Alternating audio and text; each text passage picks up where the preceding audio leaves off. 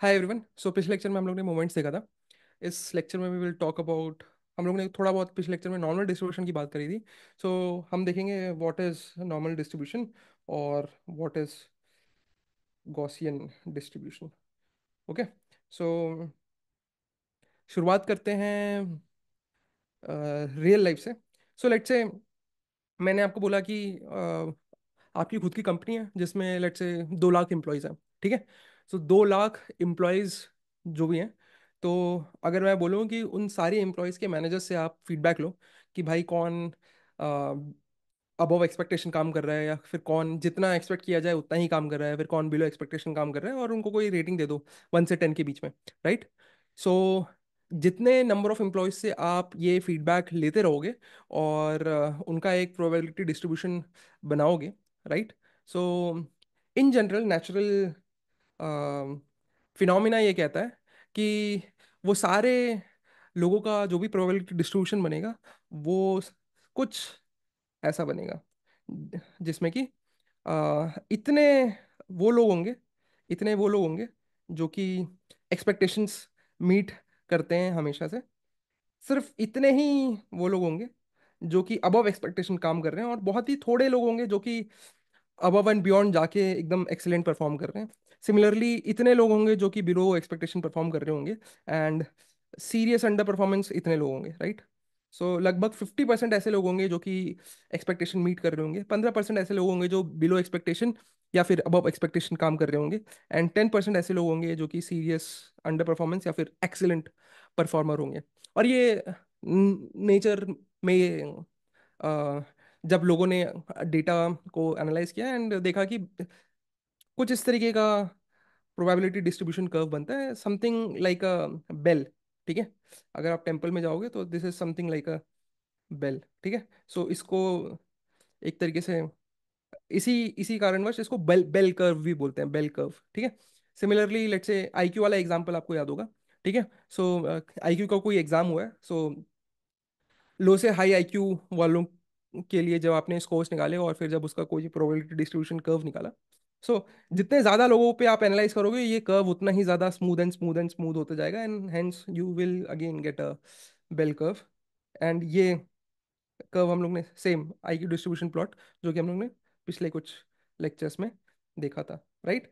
So there are lot of things in nature जो कि जिसको जब एनालाइज किया जाए तो ये बेल कर्व ही निकल के आएगा। राइट। सो या तो देख देख लेते हैं height for females and height for mails. ठीक है। सो कुछ सैंपल साइज लिया गया है 4082 का for mails and 1986 for females. Right.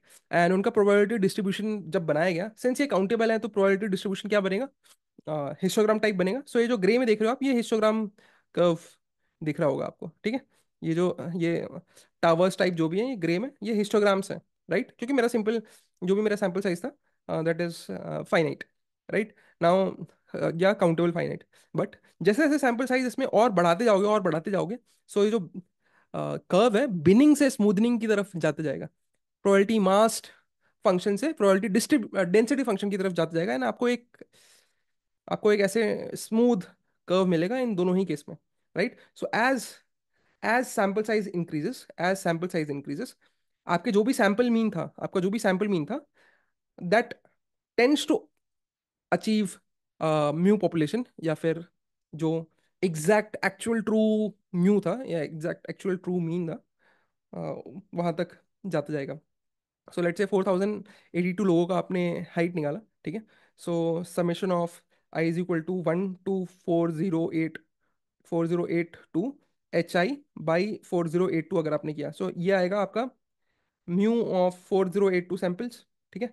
ये जो भी नंबर आया, ये जो भी नंबर आया, इसमें आप जैसे जैसे और सैंपल साइज बढ़ाते जाओगे और सैंपल साइज बढ़ाते जाओगे, सो लेट्स से जो एक्चुअल एक्चुअल में जो मीन हाइट था लेट्स से वो 1.73 है। राइट। सो जैसे जैसे आप बढ़ाते जाओगे और लेट्स से आपका जो भी सैंपल था उसका आपका 1.75 आ रहा है मीन, सो जैसे जैसे आप सैंपल साइज बढ़ाते जाओगे वो एक्चुअल में 1.75 से घट के 1.73, मतलब जैसे जैसे आप सैंपल साइज बढ़ाते जाओगे, विच मेक सेंस। राइट। सो जैसे जैसे आप सैंपल साइज बढ़ाते जाओगे आपका जो भी मीन पॉपुलेशन का था जो कि हम कभी भी कैलकुलेट नहीं कर सकते क्योंकि इन्फिनाइट पीपल है।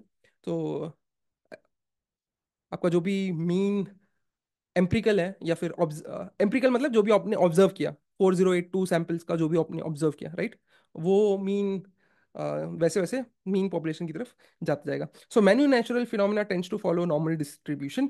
Normal distribution provide a good approximation for these real world variables which help us for analysis and interpretation. अब वो किस तरीके से हेल्प करते हैं थोड़ा देख लेते हैं, ठीक है। सो ये जो गॉसियन डिस्ट्रीब्यूशन है, नॉर्मल डिस्ट्रीब्यूशन है, ये स्पेशल क्यों है, ये स्पेशल क्यों है? सो सबसे पहली बात, जो भी ये नॉर्मल डिस्ट्रीब्यूशन है इस तरीके से डिस्ट्रीब्यूटेड है कि जो भी उसका मीन है, mean centre of gravity, mean इस तरीके से डिस्ट्रीब्यूटेड है कि मीन से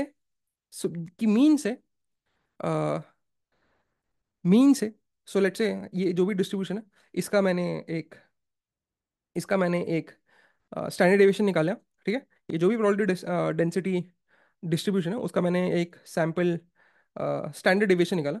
सो मीन से standard deviation mu plus one time standard deviation and mu minus one time standard deviation, ये जो भी इंटरवल होगा दिस इज 68.2%। सो ये वाली जितना भी एरिया है this holds 68.2% of the density, right. Mean से टू टू स्टैंडर्ड डेविएशन आगे और मीन से टू स्टैंडर्ड डेविएशन पीछे।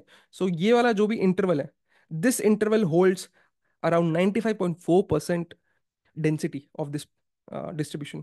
Similarly, mu mean से 3 times sigma and mu से 3 times sigma पीछे. So this interval holds almost 99.7% of the entire density. It is a good graph, it is a symmetric graph. So it is symmetric about mean, it is symmetric about mean, ठीक है। तो special क्यों है? Special इसलिए है, अगर मेरे को म्यू पता है, अगर मेरे को इस पॉपुलेशन इस प्रोबेबिलिटी डिस्ट्रीब्यूशन का अगर मीन पता है एंड मेरे को अगर स्टैंडर्ड डेविएशन पता है, तो मैं ये बता सकता हूँ कि भाई माई रैंडम वेरिएबल एक्स का जो इंटरवल होगा म्यू माइनस सिग्मा और म्यू प्लस सिग्मा, ये जो इंटरवल होगा ये इंटरवल, ठीक है। What is the probability of x lying between mu minus sigma to mu plus sigma is nothing but 0.682 or 68.2%. What is my probability that my random variable will lie between mu minus sigma to mu plus sigma, which is nothing but 95.4% accuracy, so on and so forth. पर ये पता है तो क्या, ये पता है तो क्या, क्या कर सकते हैं, क्या कर लोगे, ठीक है। ये पता है तो क्या, ठीक है। मैंने कुछ आगे एग्जांपल्स दिए होंगे, लेट्स सी मैंने एग्जांपल्स दिए हैं कि नहीं दिए।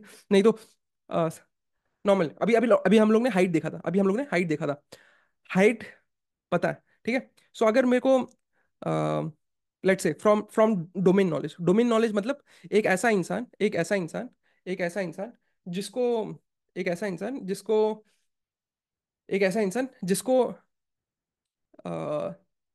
ह्यूमन के बारे में बहुत कुछ पता है, ठीक है, ह्यूमंस के बारे में बहुत कुछ पता है उसको, काफी नॉलेज है। डोमेन नॉलेज का मतलब कि भाई जैसे एक शेफ है, chef is holding lot of domain knowledge about food industry, ठीक है।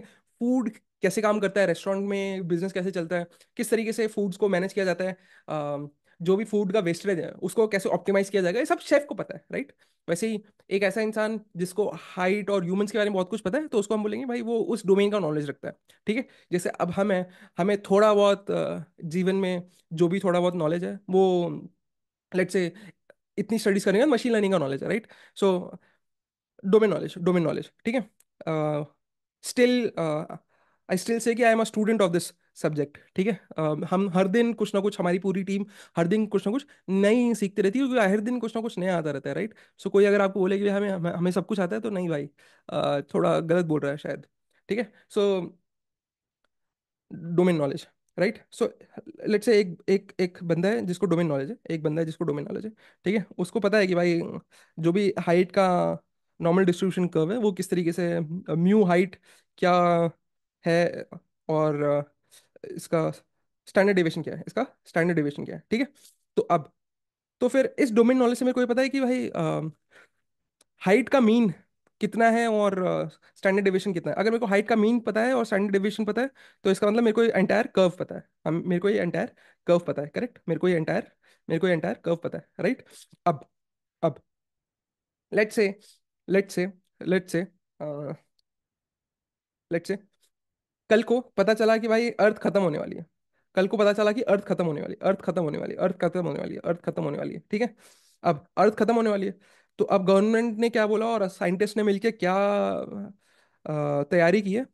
तैयारी ये की है कि भाई एक कैप्सूल बनाया जाएगा इंसानों के लिए, एक कैप्सूल बनाया जाएगा जिसमें को इंसानों को क्या करेंगे, इंसानों को क्या करेंगे, हाइबरनेशन, हाइबरनेशन पता है?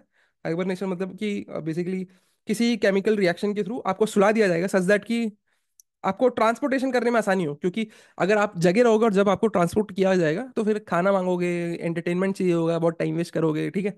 और साथ साथ में आप बूढ़े भी हो रहे होगे। हाइबरनेशन का मतलब एक तरीके से ऐसा समझो कि किसी केमिकल रिएक्शन के थ्रू आपको सुला दिया गया है, पर आप उठोगे नहीं, ठीक है। और फिर दोबारा आपको उठाने के लिए कोई थर्ड पर्सन चाहिए होगा जो कि आपको उठाएगा, ठीक है। साईफाई मूवीज में अगर आपने देखा होगा थोड़ा बहुत, उसमें तो ये भी दिखाते हैं एजिंग नहीं हो रहा है वो सब, ठीक है, छोड़ो।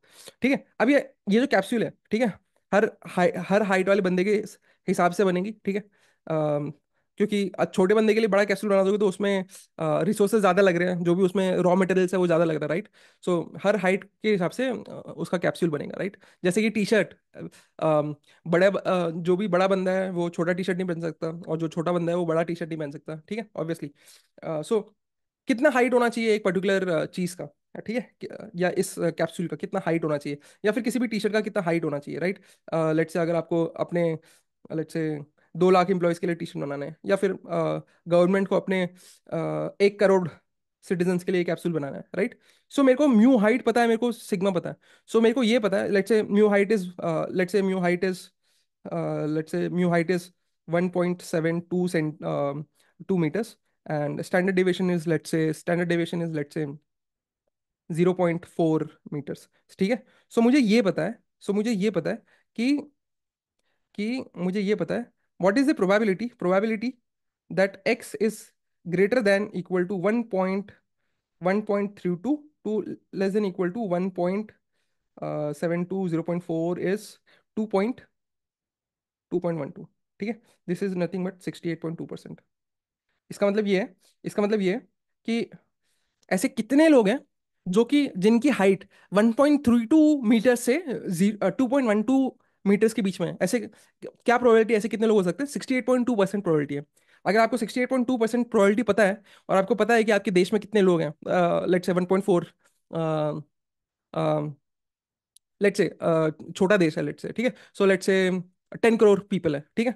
सो टोटल टोटल ऐसे कितने लोग होंगे जो इस इतने हाइट के बीच में लाई करते होंगे? दैट इज 10 करोड़ इंटू 68.2% ऑफ 10 करोड़।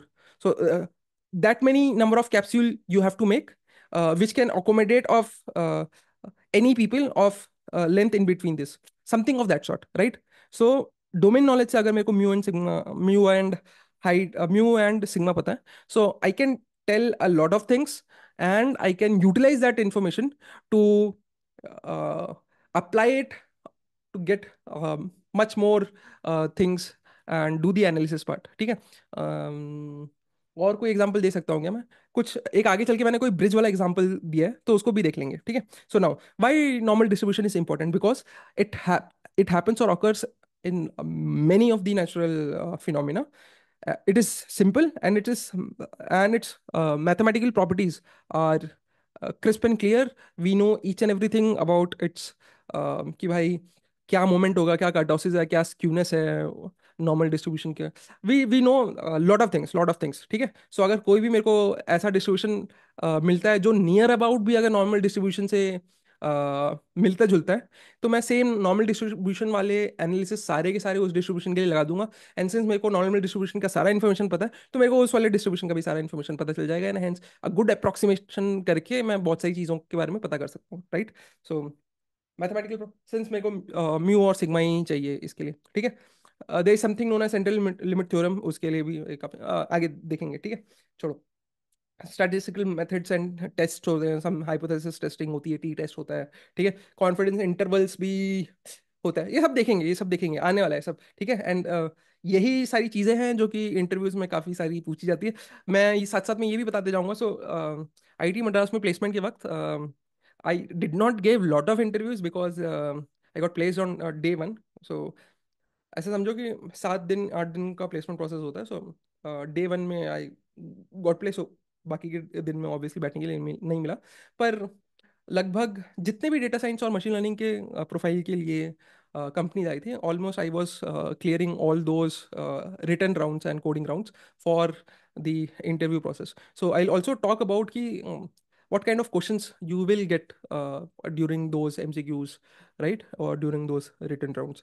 सो ये मैं थ्रू आउट दी जर्नी बताते रहूँगा आपको मेरे एक्सपीरियंसेस से, और या फिर मैंने काफ़ी फ्रेंड्स लोगों से बात किया है, right. So I keep on talking to now as well. So my few of friends, um, I don't know. I good छोड़ो यार. So yeah, I don't know whether I can mention that or not. So yeah, so there is a good competitor of OpenAI in India. So my few friends switched there as well. So I know a lot of details.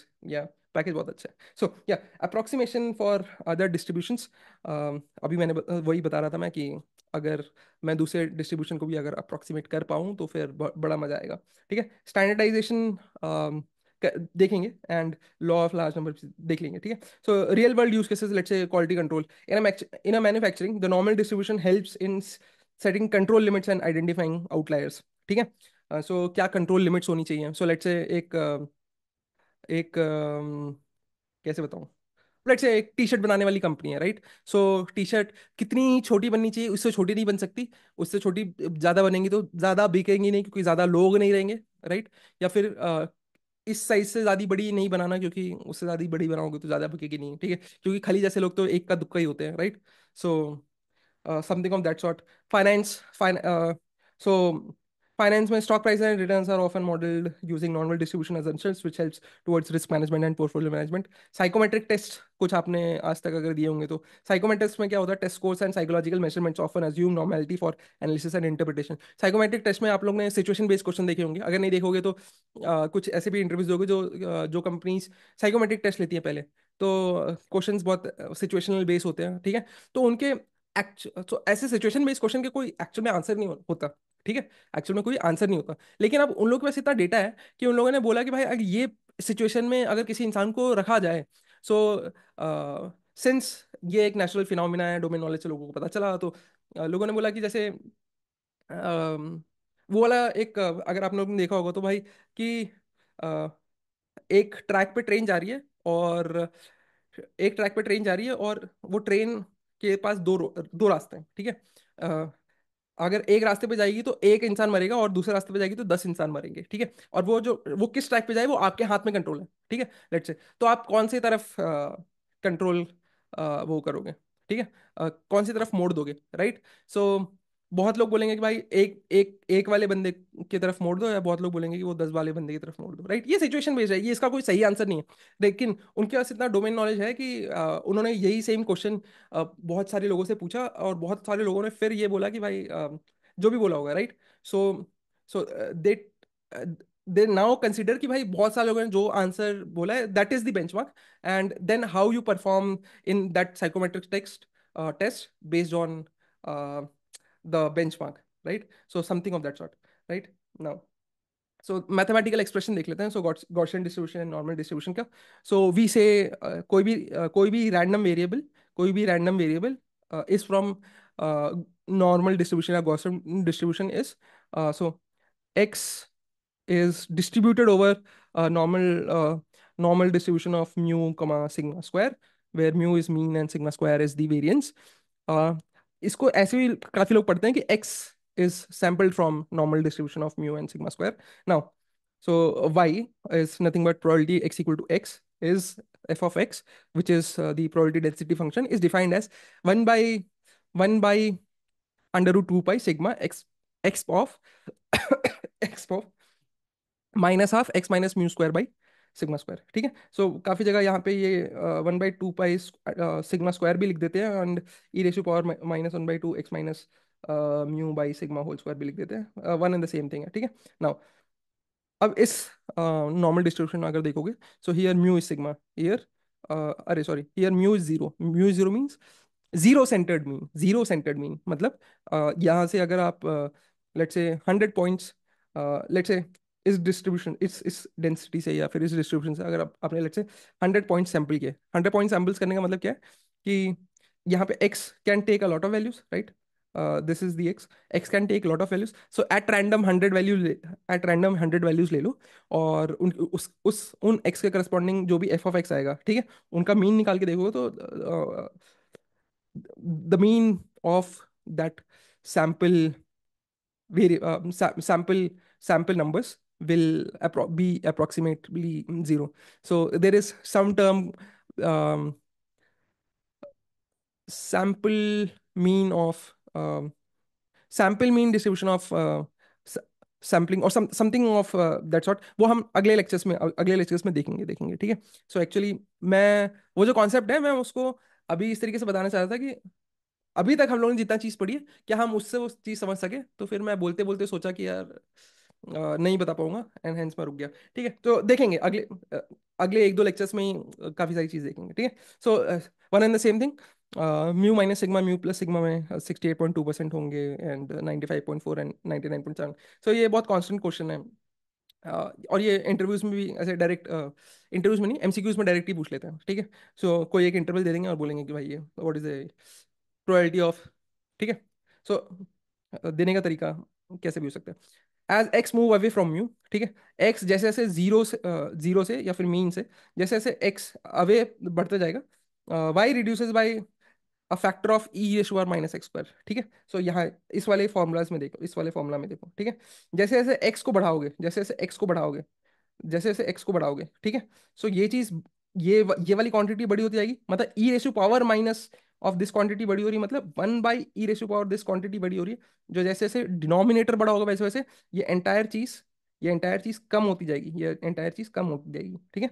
सो जैसे जैसे x mu से away होगा, मतलब x mu से away जाएगा, x mu से away जाएगा, x mu से अवे जाएगा, ठीक है। एक्स म्यू से अवे जाएगा मतलब एक्स माइनस म्यू बढ़ता रहेगा, ये एक्स माइनस म्यू हम लोग ने वेरिएंस और कोवेरिएंस के जो ज्योमेट्रिक इंटरप्रिटेशन था वो उसमें भी देखा था, राइट। सो एक्स माइनस म्यू क्या है, एक्स माइनस म्यू मतलब एक्स और म्यू के बीच में डिफरेंस कितना है, ठीक है। सो एक्स और म्यू के अगर एक्स ये है तो म्यू से डिस्टेंस, एक्स ये है तो म्यू से डिस्टेंस, तो जैसे से ये डिस्टेंस एक्स माइनस म्यू का डिफरेंस जैसे जैसे बड़ा होता जाएगा, एक्स माइनस म्यू का जैसे जैसे डिफरेंस बड़ा होता जाएगा, ये जैसे जैसे डिफरेंस बड़ा होता जाएगा, इसका स्क्वायर बड़ा होता जाएगा, इसका स्क्वायर बड़ा होता जाएगा, तो मतलब 1/e ratio power this thing ये बड़ा होता जाएगा, ये जैसे जैसे बड़ा होता जाएगा तो एज अ होल ये कम होता रहेगा, जो कितने फैक्टर से कम होगा, e ratio power minus X square से कम होगा। सो दैट इज द थिंग। और ये भी चीज हम लोगों ने देखी थी भाई, ये सिमेट्रिक है, ये सिमेट्रिक है, ठीक है। अब ऐसे नॉर्मल डिस्ट्रीब्यूशन या गॉसियन डिस्ट्रीब्यूशन जिसमें म्यू जीरो और सिग्मा वन हो, right, mu zero sigma one हो, तो हम उसको बोलेंगे this x is sampled from uh, normal distribution of 0 and 1, and for that probability density function will be this, right, क्योंकि mean 0 है और variance 1 है, right।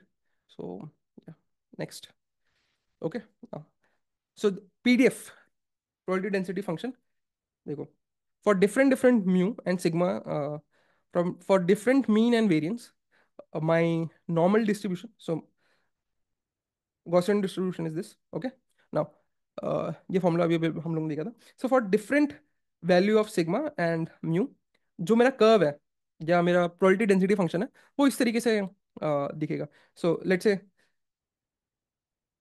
Blue red and yellow all have same mu zero, so अगर ये देख रहे हो ये, so mean is zero for blue red and yellow, right. Mu is -2 for green, mu is -2 for green. Now sigma square variance spread, ये क्या है, 0.2 1 and 5, ठीक है। ब्लू इज 0.2, ब्लू इज देखो 0.2, blue is 0.2, red is 1 and yellow is 5। अब ये देखो sigma square variance क्या था, spread, your spread of values from mean, x minus mu मैंने बेसिक बेसिक स्टैटिस्टिक्स जो 1 घंटे का लेक्चर था उसमें बताया था मैंने, ठीक है। सो इन सभी के लिए, ठीक है, मीन से वैल्यूज कितनी दूरी पे है, ठीक है। रेड ब्लू वाले कर्व के लिए मीन से वैल्यू बहुत पास पास में है, मीन से वैल्यू बहुत पास पास में है, तो वेरिएंस जो स्प्रेड है वो कम है, इसलिए देखो यहाँ पे जो वेरिएंस है इसका 0.2 है, इसका वेरिएंस 0.2 है। रेड कर्व के लिए जो भी वैल्यूज है मीन से कंपैरेटिवली दूर दूर है, सो इसका variance is 1, right. And yellow curve के लिए और ज्यादा स्प्रेड आउट है, एंड हेंस इसका वेरिएंस इज 5। एंड जो ये ग्रीन कर्व था इसका म्यू तो -2 है, and variance is 0.5, right? Okay, now CDF stands for the cumulative distribution function. So CDF क्या बोलता है? Probability that x is less than some value, right? Right, so let's say अगर मेरे को प्रोबेबिलिटी निकालनी है, let's say what is the probability that x is less than equal to -2. So -2. So किसी भी कर्व के लिए, लेट्स से ये ग्रीन वाला जो भी कर्व था, जिसके लिए म्यू -2 था और वेरिएंस 0.5 था, उसके लिए अगर मेरे को probability x is less then -2 निकालना है, सो that is nothing but CDF में ये वाला एरिया, करेक्ट? ये वाला एरिया, राइट? CDF हम लोग ने देखा हुआ था सर, राइट? सो ये सारे PDFs के लिए ये सारे CDFs यहाँ पे प्लॉट किए गए. कुछ नहीं है, विकीपीडिया से लिया है मैंने, और कुछ नहीं. ठीक है, नेक्स्ट. स्क्यूनेस थोड़ी देर पहले हम लोग ने पिछले लेक्चर में पढ़ा था. Skewness is M3, moment 3, third moment, right? Third moment by standard deviation का cube, right? So skewness is nothing but measure of asymmetricity. So let's say this is my normal curve, this is my normal curve. So normal curve के लिए 50% of the data को split करता है, मतलब 50% will be here, 50% will be here, मतलब mean यहाँ पे, median भी यहीं पे होगा, और मोड क्या बोलता है? That that number which awkward most number of times. ठीक है, सो ये मीन के करस्पॉन्डिंग सबसे number of most number of times data occur हुआ है, तभी तो इसकी प्रोबेबिलिटी सबसे ज्यादा है, correct? And hence mean, mode, median both lies, all three lies here. ठीक है, सही बात है. नाउ नेगेटिवली स्क्यूड कब बोलूंगा मैं? नेगेटिवली स्क्यूड मैं तब बोलूंगा जब मीन से मेरा most of the data, right side हो जाए, राइट साइड हो जाए. ठीक है, सो जब मीन से मेरा most of the data right side हो जाए, तब मैं बोलूंगा कि भाई ये जो भी मेरा डेटा है वो ना, लेट्स से ये एक्स एक्सिस था. ठीक है, सो एक्स एक्सिस में जनरली यहाँ पे पॉजिटिव होते हैं, यहाँ पे नेगेटिव होते हैं, करेक्ट? सो नॉर्मली ऐसे था. ठीक है, जब मेरा मीन से डेटा पॉजिटिव की तरफ मूव कर जाए, तो मैं उसको बोलूँगा कि जो बी मेरा ये वाला कर्व है, that is negatively skewed. And similarly अगर मेरा डेटा पॉजिटिव डायरेक्शन के ऑपोजिट मूव कर जाए, most of my density positive direction से अवे की तरफ मूव कर जाए, तो मैं उसको बोलूंगा this is my positively skewed. This is my positively, बस टर्म्स हैं. ठीक है, कोई लॉजिक नहीं है. नाउ अब नेगेटिवली स्क्यूड में देखो, ऑब्वियसली मेरा मीन तो यहीं पे रहेगा. सो जब मेरा मीन यहाँ पे है, सो अगर मेरा मीन यहाँ पे है, तो जहाँ पे भी मोड क्या बोलता है? मोड ये बोलता है कि भाई जहाँ पे भी मोस्ट फ्रीक्वेंट डेटा हो, सो मोड मेरा यहाँ पे होगा. ठीक है, and median will be here. So for this negatively skewed case, mean is less than median less than mode, and for positively skewed case, mode is less than median less than mean. And this is the very standard question which you see in your MCQs कि भाई negatively skewed या positively skewed में क्या relation है. और ये आया था भाई, मेरे में तो आया था, बहुत बार आता है. ठीक है, सो कर्टोसिस मतलब टेल्डनेस, M4/σ4, ये हम लोग ने देखा था. Expectation of x-4/σ4. ठीक है, सो कर्टोसिस कर्टोसिस का मतलब है टेल्डनेस. ठीक है, सो एक नॉर्मल डिस्ट्रीब्यूशन कर्व के लिए ये वाली चीज को बोलते हैं हम शोल्डर्स. ठीक है, सो ये शोल्डर्स के बीच में कितना डिस्टेंस है, इसका मेजर क्या है? शोल्डर्स के बीच में कितना डिस्टेंस है, इसका मेजर क्या है? इसका मेजर है वेरिएंस. वेरिएंस मीन से मेरे पॉइंट्स कितने कितने दूर हैं. अगर वेरिएंस ज़्यादा, तो ये ज़्यादा स्प्रेड आउट होंगे. वेरिएंस का मतलब ये कम स्प्रेड आउट होंगे, correct? Now peakedness is nothing but ये जो पीक है, ये पीक कितना ज़्यादा जा रहा है. ठीक है, तो जितना कम वेरिएंस, मतलब स्प्रेड कम है, तो ऑब्वियसली पीक उतना ज़्यादा होगा, और स्प्रेड ज़्यादा है तो पीक उतना कम होगा, करेक्ट? नाउ ये जो टेलनेस है, ये जो टेल जा रही है इनकी, ये जो टेल जा रही है, इसको, ये कितना टेल्डनेस है. ठीक है, सो उसको क्वांटिफाई करने के लिए this is the measure kurtosis. So kurtosis of a normal distribution with mean 0 and 1 is defined as 3. Okay, so kurtosis kurtosis tailedness is defined as for this will be 3. ठीक है, और you calculate this for this and get the value 3, right? Now, access kurtosis एक statistical quantity है जो कि हम किसी दूसरे डिस्ट्रीब्यूशन का निकालते हैं with respect to our normal distribution. ठीक है, सो नॉर्मल डिस्ट्रीब्यूशन का कर्टोसिस कितना था, 3। सो एक्सेस कर्टोसिस ये बोलता है कि भाई किसी भी डिस्ट्रीब्यूशन का आप कर्टोसिस निकालो, वो नॉर्मल डिस्ट्रीब्यूशन के कर्टोसिस से कितना एक्सेस में है, कितना एक्सेस में। So basically excess kurtosis of any distribution is defined as kurtosis of this distribution minus normal distribution का कर्टोसिस। तो basically excess kurtosis nothing but उस डिस्ट्रीब्यूशन का कर्टोसिस माइनस 3, उस डिस्ट्रीब्यूशन का कर्टोसिस माइनस 3। ठीक है, सो ठीक है। नाउ इसमें भी नेगेटिव कर्टोसिस पॉजिटिव कर्टोसिस बोलते हैं, और डिफरेंट डिफरेंट टर्म्स है। कहीं कहीं पे नेगेटिव कर्टोसिस लिखा होगा, कहीं कहीं पे प्लाई टू क्रेटिक लिखा होगा, कहीं पे नॉर्मल नॉर्मल को बोलते हैं मेसोक्रोटिक, एंड पॉजिटिव कर्टोटिक को बोलते हैं लेप्टोकर्टिक। ठीक है, एमसीक्यूज में कभी पूछ लेंगे तो देख लेना। ठीक है, अब ये देख लेते हैं कि एक्सेस कर्टोसिस डिफरेंट डिफरेंट के लिए निकलता कैसे है। सो लेट्स से यहाँ पे मेरे पास 4 डिस्ट्रीब्यूशन है, 4 डिस्ट्रीब्यूशन है। ठीक है, सो लेट्स से ये वाला जो कर्व है, ये वाला कर्व है लेट्स से। सो इसका एक्सेस कर्टोसिस इज माइनस, इसका एक्सेस कर्टोसिस इज 3, मतलब इसका कर्टोसिस कितना होगा, 6। तभी तो एक्सेस कर्टोसिस 6 - 3, ये जो नॉर्मल डिस्ट्रीब्यूशन का कर्टोसिस है 3। सो इसका एक्सेस कर्टोसिस कितना है, 3। इसका मतलब क्या है, अगर मेरा नॉर्मल डिस्ट्रीब्यूशन का अगर मेरा नॉर्मल डिस्ट्रीब्यूशन का कुछ अरे भाई, अगर मेरा नॉर्मल डिस्ट्रीब्यूशन का टेल कुछ ऐसा होगा। ठीक है, सो इस नॉर्मल डिस्ट्रीब्यूशन के टेल के कंपैरिजन में जो ये वाला जो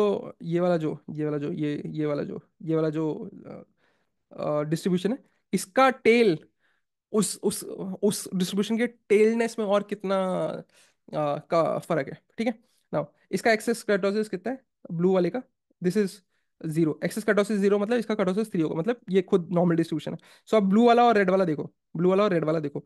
सो ब्लू वाले का टेल यहाँ से कुछ, ये जो नॉर्मल डिस्ट्रीब्यूशन का tail is like this, and ये जो रेड वाले का टेल है it is like this, right. So इसका जो टेल टेल है या पूंछ है, ये नॉर्मल डिस्ट्रीब्यूशन के कंपैरिजन में कितना एक्सेस है, इट इज 3। नॉर्मल डिस्ट्रीब्यूशन का 0। इस ग्रीन वाले के लिए एक्सेस कर्टोसिस -1, मतलब एक्सेस कर्टोसिस अगर इसका -1 है ग्रीन वाले के लिए, -1 मतलब इसका ग्रीन वाले का एक्चुअल में कर्टोसिस कितना होगा, 2।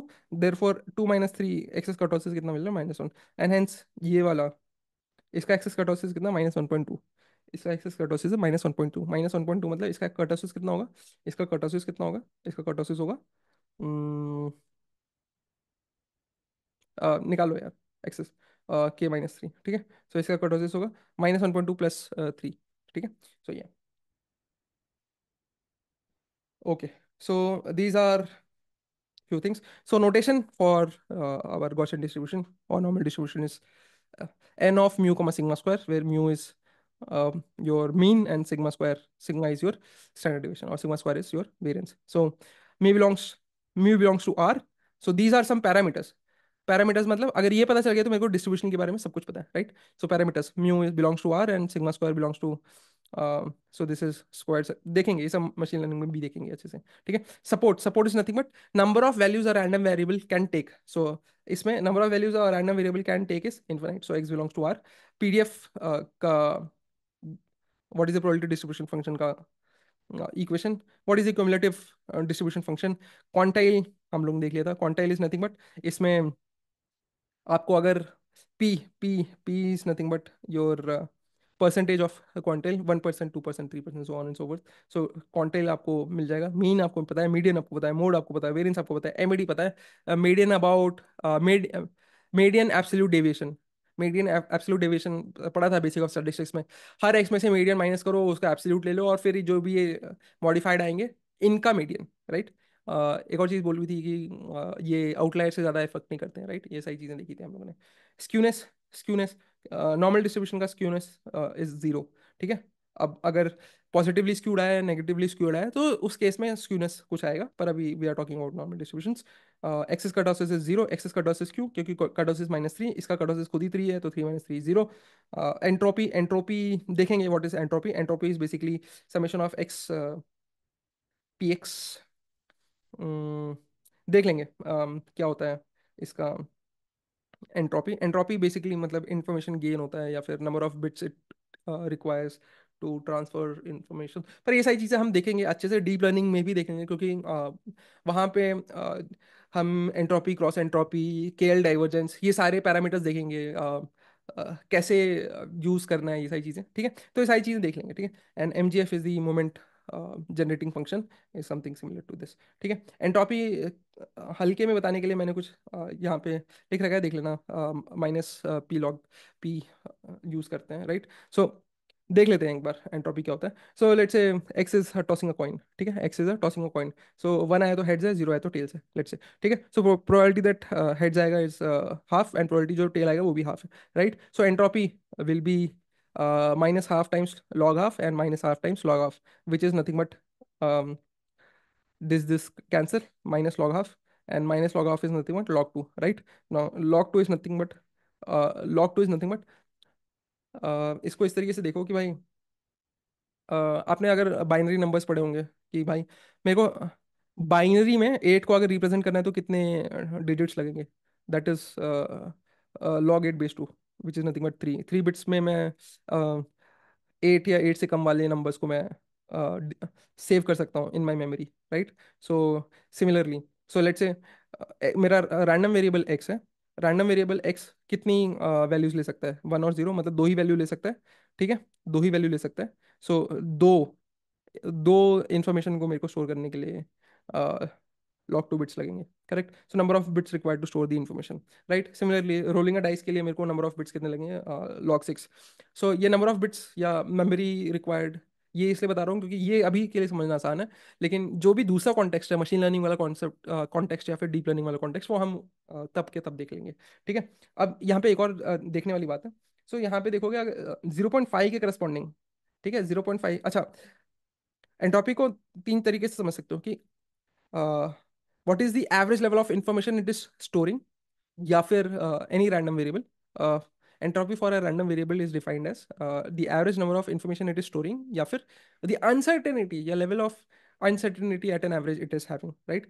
सो यहाँ पे अगर देखोगे तो अगर एंट्रोपी का कर्व बनाओगे for a coin tossing random variable, so let's say X is a random variable, and this is X axis में मैंने लिखा है probability of X equal to 1, मतलब प्रोबेबिलिटी दैट हेड्स आए, एंड वाई एक्सेस में entropy, Y axis में entropy. Now so in case of unbiased coin, head आने की प्रोबेबिलिटी कितनी है, 0.5, और टेल आने की भी 0.5, right. So when it is a unbiased coin, तभी मेरे पास जो भी एंट्रोपी है वो मैक्सिमम है, दैट इज 1। जो एंट्रोपी है that is 1, that is 1। Let's say अगर मेरी probability of coming heads is not 0.5, let's say 0.6 या 0.4, मतलब बाइस्ड कॉइन है, या तो हेड आने की प्रोबेबिलिटी ज्यादा है या तो टेल्स आने की प्रोबेबिलिटी ज्यादा है। सो लेट्स से हेड आने की प्रोबेबिलिटी कम है। सो अगर अगर हेड आने की प्रोबेबिलिटी कम है, अगर हेड आने की प्रोबेबिलिटी कम है, अगर हेड आने की प्रोबेबिलिटी कम है, लेट्स से दिस, ठीक है। लेट्स से हेड आने की प्रोबेबिलिटी 0.3 है। सो अगर 0.3 पे मेरी देखो entropy is less then 1, entropy is less then 1, मतलब जो अनसर्टेनिटी है, ठीक है, जो अनसर्टेनिटी है कि हेड्स आएगा कि टेल्स आएगा, वो कुछ हद तक कम हो गई है, क्योंकि मेरे को ये पता है अगर आप बोलोगे कि भाई मैं कॉइन टॉस कर रहा हूँ, हेड आएगा या टेल आएगा, क्या क्या पॉसिबिलिटी है, तो मैं बोलूंगा भाई इट इज अनसर्टेन, क्योंकि 50% टाइम हेड्स आ सकता है, 50% टाइम्स टेल्स आ सकता है। लेकिन जैसे ही कोई एक प्रोबेबिलिटी आप ज्यादा कर दो, मतलब बोलो कि भाई ये एक बायस्ड कॉइन्स है, इसमें हेड आने की प्रोबेबिलिटी या तो ज्यादा है या तो कम है, ठीक है, उस चीज से मेरे को ये पता चल जाएगा कि भाई तो लेट्स से कि अगर हेड्स आने की प्रोबेबिलिटी कम है, इसका मतलब ये है कि मेरे को सम लेवल ऑफ श्योरिटी है कि भाई ज्यादातर चांस है कि टेल्स ही आ जाएगा, क्योंकि हेड की प्रोबेबिलिटी कम है। तो अगर सम लेवल ऑफ श्योरिटी है तो मतलब अनसर्टेनिटी कम हो गई, अगर अनसर्टेनिटी कम हो गई मतलब एंट्रोपी कम हो गई। So that is what entropy is, right. So the average level of information और सरप्राइज और अनसर्टेनिटी, ठीक है, okay. Now why we care about any distribution, ठीक है, why we care about any distribution, ठीक है, why we care about any distribution, not only normal distribution, any distribution, क्यों care करते हैं, ठीक है। So let's say salary salary अगर हम लोग ने एक कर्व बनाया, ठीक है, जो कि है सैलरी का कर्व, राइट। सैलरी का कर्व मतलब बहुत सारे लोगों से बात किया या इन्फॉर्मेशन निकाला कि भाई कौन कितना कमाता है, and उसको एक डिस्ट्रीब्यूशन या प्लॉट किया, ठीक है, एक डिस्ट्रीब्यूशन निकाला, and it turns out to be कि भाई वो एक नॉर्मल डिस्ट्रीब्यूशन है, ठीक है। It turns out to be a normal distribution, and let's say it is a, हमें कहीं से पता चला या किसी डोमेन नॉलेज वाले बंदे से पता चला, ठीक है। नाउ लेट्स से कि ये जो भी कर्व आ रही है, ये सैलरी की curve, ये देखा था हम लोगों ने एक्सपेक्टेशन वाला, ठीक है। नाउ तो हाउ डू यू नो कि salary is distributed over normal distribution?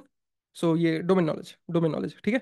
सो उस डोमेन के बंदे ने ही बताया, ठीक है, हमें कैसे पता चलेगा, ठीक है। सो लेकिन अगर नहीं हुआ तो, अगर ये नॉर्मल नहीं हुआ डिस्ट्रीब्यूशन तो, और अगर अ, मान लो सैलरी का हमारे पास डिस्ट्रीब्यूशन है पर ये नहीं पता कि नॉर्मल है कि नहीं है, तो हम कैसे पता लगाएंगे कि भाई ये नॉर्मल डिस्ट्रीब्यूशन है कि नहीं? So there are some test जो कि हम आगे देखेंगे, सम क्वांटाइल प्लॉट्स होते हैं, और there are few more test, वो हम आगे देखेंगे, ठीक है।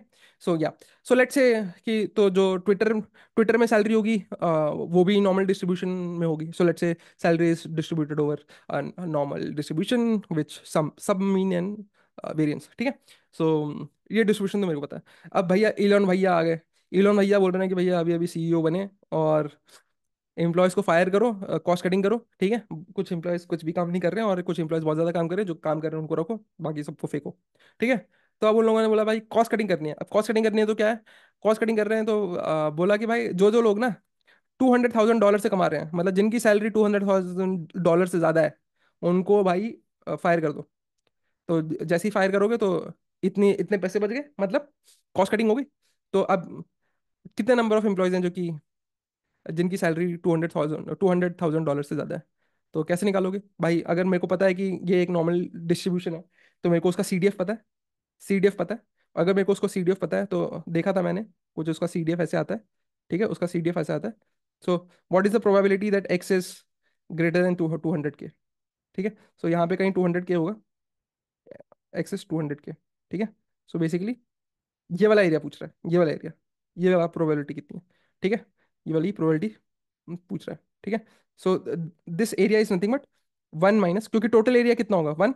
सो टोटल प्रोबेबिलिटी कितनी होगी, one minus probability that X is less than 200, ठीक है। एक्स इज लेस देन 200 मतलब ये वाला होगा, एक्स इज लेस देन 200, ठीक है। सो वन में से इतना एरिया को माइनस कर दो, वन में से X, axis probability X is less than 200, ठीक है, probability X is less than 200 minus कर दो, so you will get number of employees. Basically you will get number of number of employees नहीं मिलेंगे, you will get the probability, you will get the probability, या फिर percentage and उस percentage को अगर आप नंबर ऑफ पीपल से multiply कर दोगे you will get the exact number of employees who are getting salary 200,000 $200,000 से ज़्यादा। तो आपको ये नंबर ऑफ एम्प्लॉयज़ पता चल जाएंगे, ठीक है। अब जैसे मान लो ये नंबर ऑफ एम्प्लॉयज़ ट्विटर में लेट से 2 लाख एम्प्लॉयज़ थे, ट्विटर में लेट से 2 लाख एम्प्लॉयज़ थे, और ये वाला जो नंबर आ रहा है, यह नंबर लेट से आ रहा है 50,000, 50,000, ठीक है। अब तुमने बताया इलॉन भैया को, भैया 50,000 लोग हैं, 200 डॉलर के ऊपर, 50,000 को फायर कर देंगे। सो फिर इलॉन बोलेंगे कि भैया 50,000 को अगर हम फायर कर देंगे तो कुछ और रिपरकशंस हो सकते हैं या जो भी हो सकता है, ठीक है। तो फिर या तो फिर वापस इलॉन भैया बोलेंगे कि भाई एक काम करो, 200 नहीं, $250 वाला बताओ, ये कितने नंबर होंगे, एंड लेट्स से वो कुछ 30,000 पीपल आए, और फिर वो बोलेगा कि 30,000 को कर लो, समथिंग ऑफ दैट सॉर्ट, ठीक है। या फिर पूछ सकते हैं कि भाई ऐसे कितने एम्प्लॉयज हैं जो कि $100 और 100K एंड $200K के बीच में लाई करते हैं, राइट। सो वो भी हम कुछ पीडीएफ की मदद से निकाल सकते हैं। So if we know the distribution we know everything and we can answer any kind of analysis या any kind of questions. So मेरा मतलब ये था, ठीक है। So be it normal distribution and any या फिर एनी डिस्ट्रीब्यूशन, ठीक है। सो मशीन लर्निंग या डीप लर्निंग में हम मोस्टली कुछ हर बार हमारा बस प्रयास यही रहता है, निरंतर प्रयास प्रयास यही रहता है कि जो भी डेटा मेरे को मिला है किसी भी प्रॉब्लम स्टेटमेंट के लिए, ये किसी तरीके से मैं ये बता पाऊँ कि ये किस डिस्ट्रीब्यूशन से आ रहा है। अगर मैंने जितना अच्छा वो डिस्ट्रीब्यूशन बता दिया, मैं उतना अच्छा मॉडल से प्रिडिक्शन करवा सकता हूँ, या बेसिकली मेरा मॉडल जितना अच्छा इस डिस्ट्रीब्यूशन को समझ पाए या पैटर्न्स निकाल पाए, मेरा मॉडल उतना अच्छा बढ़िया काम करेगा, ठीक है। बहुत ऊपर से क्योंकि मैं बहुत सारी चीज़ें स्किप कर सकता हूँ इस पार्ट में, क्योंकि अभी आपको, अगर आप ये लर्न कर रहे हो फ्रॉम वेरी बेसिक, तो अभी आपको वो डोमेन नॉलेज नहीं है, तो वो धीरे धीरे डोमेन नॉलेज दूंगा मैं आपको, सो दैट कि हम आगे सीखेंगे आराम से, ठीक है। So construction of A bridge, मैंने बोला था। सो लेट्स से कि ये ब्रिज बना रहे हैं, ठीक है। लेट्स से ये ब्रिज बना रहे हैं, ठीक है। सो ये जो ब्रिज बना रहे हैं, ये एक लेट्स से नदी के ऊपर ब्रिज बना रहे हैं, और जिसमें कि सिर्फ पैदल लोग इधर से उधर क्रॉस करेंगे, ठीक है। कोई गाड़ी वाड़ी नहीं जाने वाली। तो सिंस मेरे को डोमेन नॉलेज से पता है कि भाई height is distributed over normal distribution of some mu and variance, and weight भी उसी तरीके से नॉर्मल डिस्ट्रीब्यूटेड है, सम म्यू डैश और सिग्मा डैश, ठीक है। तो और मेरे को अब ये पता है कि भाई लेट्स से कि मैं जो ब्रिज बना रहा हूँ, इस ब्रिज पे कितने एट ए टाइम कितने लोग एक साथ क्रॉस कर सकते हैं, कितने लोग एक साथ क्रॉस कर सकते हैं। सो बेसिकली मेरे को कैपेसिटी पता है, number of people on bridge is nothing but capacity. अब मेरे को जब कैपेसिटी पता है, तो मुझे ये पता है कि भाई कितना एट एन एवरेज कितने हाइट का बंदा, या कितने एट एन एवरेज कितने वेट का बंदा इसमें आ सकता है। सो मैं ये मानूंगा कि लेट्स से इस ब्रिज पे जितने भी लोग एक साथ आ सकते हैं रैंडमली, लेट्स से ज़्यादा से ज़्यादा, जैसे जैसे मैं नंबर ऑफ पीपल इस ब्रिज पे बढ़ाते जाऊंगा, वैसे वैसे मैं ये बोल सकता हूँ कि इस ब्रिज पे मौजूद लोगों की height at an average will be sampled from normal distribution of this normal distribution and this normal distribution, and at an average what will be the probability that height height will be lying between height will lie between mu minus sigma to mu plus sigma, something of that sort, right? या फिर at an average what is the probability that my weight will lie in between mu dash minus sigma and mu dash plus sigma dash। अगर मेरे को ये number of probability पता है, let's से मेरे को ये प्रोबेबिलिटी पता है, क्योंकि मेरे को ये नॉर्मल डिस्ट्रीब्यूशन पता है, ठीक है। सो लेट्स से ये मेरे को पता है, so this multiplied by capacity of this bridge in terms of number of people करूंगा, तो मेरे को ये पता चल जाएगा कि भाई कितने नंबर ऑफ पीपल होंगे जो कि इतने वेट के होंगे, कितने नंबर ऑफ पीपल होंगे जो कि इस वेट के हो सकते हैं एट एन एवरेज। ये ब्रिज पे जब इतने सारे लोग आ जाएंगे, लेट्स से 500 लोग आ गए, तो फिर at an average total weight इस ब्रिज पे कितना होगा। अगर टोटल वेट इस ब्रिज पे कितना होगा, तो फिर we can calculate the stress on the bridge, strength of the bridge कितना होना चाहिए, एवरेज फोर्स ये सारे लोग कितना लगा रहे होंगे इस ब्रिज पे। तो मेरे को इस ब्रिज को कंस्ट्रक्शन के लिए कितना री लगाना पड़ेगा, कितने सरिये लगाने पड़ेंगे, कितना सीमेंट लगाने पड़ेगा, so and so forth, right. So एक बहुत ही बेसिक सा एग्जांपल है, पर this kinds of calculation comes into picture when people construct big big dams या फिर big buildings and so on and so forth, right. So yeah one more example is IRCTC train ticketing, ठीक है। IRCTC से कभी train ticket किया होगा, तो भाई आप जो भी एज और मेल या फीमेल डालते हो, उसके बेसिस पे ना वो हर बोगी का एक अपने आप में एक सेंटर ऑफ मास को हमेशा अलाइन करने की कोशिश करता है, मतलब हमेशा centre of mass of her bogie को वो मिडिल में रखने की कोशिश करता है, मोस्टली डाउन में रखने की कोशिश करता है, राइट। सो जैसे ही देखोगे कि अगर आप पहले इंसान हो ना, तो अगर आपको यहाँ पे अलॉट हुआ है, तो दूसरे वाले इंसान को, अगर आपके साथ ही कोई साथ में सेम टिकट में कर रहे हो, तो सबको साथ में मिल जाएगा, लेकिन फिर सेकंड वाले टिकट वाले बंदे को यहाँ पे मिलेगा, ठीक है। And based upon age they try to calculate कि भाई इस एज का बंदा है, तो एट एन एवरेज इसकी वेट कितनी हो सकती है, एंड सो वो सारी कैलकुलेशन के हिसाब से आईआरसीटीसी में टिकट बुकिंग्स होती है। अगर आप लोग को नहीं पता था, तो yeah this is actually happens now. Standard normal variated standardization, ठीक है। सो लेट्स से कि मेरा X is distributed over a normal distribution mu and sigma square, ठीक है। सो इसमें से मैंने कुछ पॉइंट सैंपल किए, कुछ पॉइंट रैंडमली सैंपल किए, let's say x1 x2, let's say x 1000 तक सैंपल कर लिया मैंने, ठीक है। नाउ अगर ये 1000 सैंपल पॉइंट किए, तो इनका अभी अगर आप म्यू निकालोगे, इनका अगर मीन निकालोगे, मीन इनका कैसे निकालोगे, x1 plus x2 up till x 1000 by 1000, इनका जो भी मीन निकालोगे और जो भी इनका स्टैंडर्ड डेविएशन निकालोगे, उनको बोल देते हैं mu sample and sigma sample, ठीक है। सो अब क्या करो, हर एक पॉइंट में से म्यू सैंपल माइनस कर दो, और हर एक पॉइंट को इससे उसके स्टैंडर्ड डेविएशन से डिवाइड कर दो। अब क्या होगा, अब जो भी आपके एक्स आई डैश होंगे, मतलब x1 dash, x2 dash, x3 dash, so on up till x 1000 dash, ठीक है। अब ये जो जितने भी पॉइंट्स होंगे, ये जितने भी पॉइंट्स होंगे, ठीक है, ये जितने भी पॉइंट्स होंगे, अगर आप इनका मीन निकालोगे, अब इनका मीन 0 आएगा और इनका स्टैंडर्ड डेविएशन 1 आएगा, ठीक है।